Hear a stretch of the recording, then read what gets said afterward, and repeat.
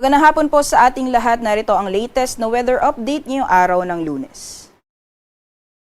Mga kababayan, kung napapansin po natin, mas naging madalas yung mga pag-ulan na naranasan, lalong-lalo na po sa may western sections ng Luzon at Visayas. So ngayong araw po ay opisyal nating idineklara ang onset or simula ng tag-ulan dito po sa may western portions ng Luzon at Kabisayaan. Pero hindi po ibig sabihin na tuloy-tuloy na ang magiging mga pag-ulan hanggang matapos po ang rainy season. Meron po tayong tinatawag na monsoon break or ilang araw or linggo na hindi po tayo nakakaranas ng mga pag-ulan. So sa mga kababayan po natin, ihanda na po natin ang mga payong or kahit na anong pananggalang sa ulan dahil hindi lamang sa hapon mas magiging madalas ang mga pag-ulan sa mga susunod na buwan, possible na din po sa madaling araw o sa umaga. Dako ko tayo sa magiging lagay ng panahon ngayong araw. Sa ngayon po ay patuloy pa rin ang epekto ng hanging habagat or southwest monsoon. At kung makikita po natin dito sa ating latest satellite animation, itong mga kulapan ay nakakaapekto pa rin sa malaking bahagi ng Luzon. Dahil po sa epekto ng habagat, maaring maranasan pa rin yung malalakas na mga pagulan, especially po sa may exposed parts or sa western portions ng Luzon, dyan po sa may Zambales at Bataan. Pati na po yung mga karatig na probinsya at rehiyon ng Ilocos Region, Cordillera Administrative Region ng Central Luzon. Pati na po dito sa Metro Manila, possible pa rin po yung cloudy conditions at paminsan-minsan makakaranas po tayo ng mga kalat-kalat mga pagulan, pagkidlat at pagkulog. For the rest of Luzon naman po, partly cloudy to cloudy skies po inaasahan natin. At kung may mga pagulan man ay dulot po ito ng mga isolated na thunderstorms na mas madalas po sa hapon. And for Visayas and Mindanao naman po, generally fair weather pa rin po ina-expect po natin hanggang bukas. At kung may mga pagulan man ay panandalian lamang po ito dulot ng mga localized na thunderstorms. As of 5 p.m. po, dahil sa patuloy na pag-iral ng habagat, ay inaasahan pa rin po natin ang 50 to 100 millimeters na mga pag-ulan sa areas po ng Zambales at Bataan. So yung mga areas po na highlighted or colored nitong yellow, ay ibig sabihin po nito ay posible pa rin yung tuloy-tuloy mga pag-ulan na posible po magdulot ng mga pagbaha, pati na rin po yung pagguho ng lupa. So doble ingat po yung mga kababayan natin dyan, lalong-lalo na dahil nakarang araw ay tuloy-tuloy po yung mga pag-ulan na nararanasan natin.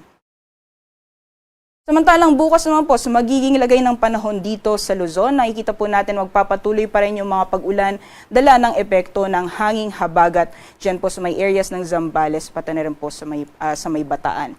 And for mga karatig na probinsya naman po at ng rehiyon sa Ilocos Region, maaaring maranasan pa rin po yung cloudy conditions sa Central Luzon. At pati na rin po dito sa Metro Manila, possible pa rin po yung cloudy conditions at paminsan-minsang mga pag-ulan dala ng epekto nitong southwest monsoon. For the rest of the country or for the rest of Luzon ay improving weather conditions na po tayo for most parts of northern and central Luzon area. Samantalang magpapatuloy pa rin po yung mainit na panahon sa may bahagi po ng Quezon at Bicol region, pati naman po yung mga karatig na probinsya dito po sa Mimaropa. So kung may mga pag-ulan man dito sa nabanggit na lugar, is mostly dulot po yan ng mga isolated na thunderstorms.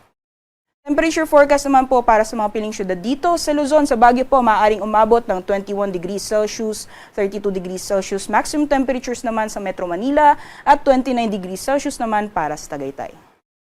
Bukas naman po magpapatuloy rin yung epekto ng habagat, mostly dito po offshore or sa karagatan ng Palawan. So dyan po sa Kalayaan Islands, magiging maulan pa rin po yung panahon. Meanwhile for Visayas, Mindanao, and the rest of Palawan ay makakaranas naman po tayo ng partly cloudy to cloudy conditions. Kung may mga pagulan man ay dulot po ito ng mga localized thunderstorms.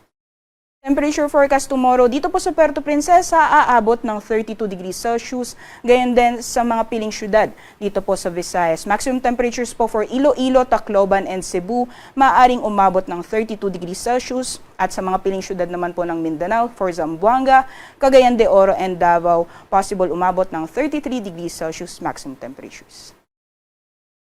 Samantalang sa kalagayan po ng ating karagatan, wala po tayong babala sa matataas na mga pag-alon or gale warning, kaya malaya pa rin po makakalayag ang ating mga kababayan ngayong araw. Iba yung pag-iingat lamang po sa mga planong pumalaot sa mga dagat baybayin ng extreme northern Luzon, possible pong maranasan ang katamtaman hanggang sa maalon na karagatan.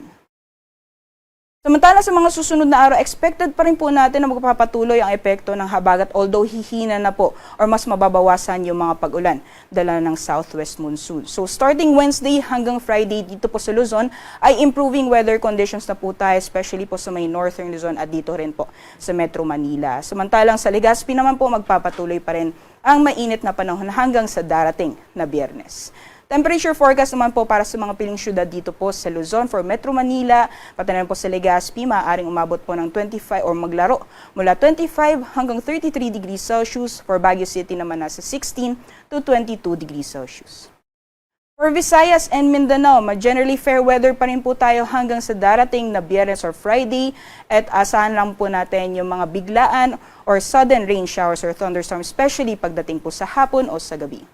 Temperature forecast po for Metro Cebu, 25 to 33 degrees Celsius, ganyan din sa Iloilo City at sa Tacloban naman, nasa 25 to 32 degrees Celsius.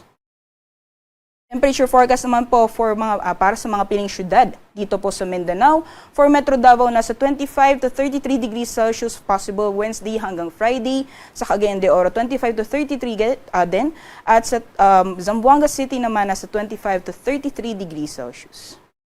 Sunset po natin ngayong araw ay nasa 6:23 p.m. Sunrise naman bukas ay 5:26 a.m.